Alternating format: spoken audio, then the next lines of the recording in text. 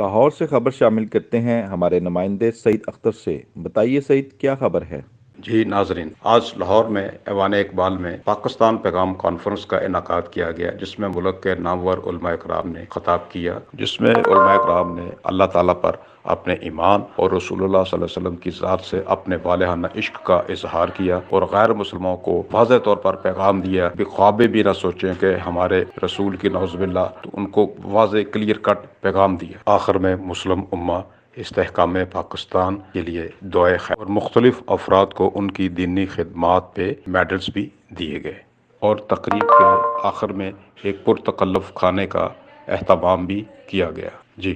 بے باک نہ ڈر رسول پرست 28 نیوز چینل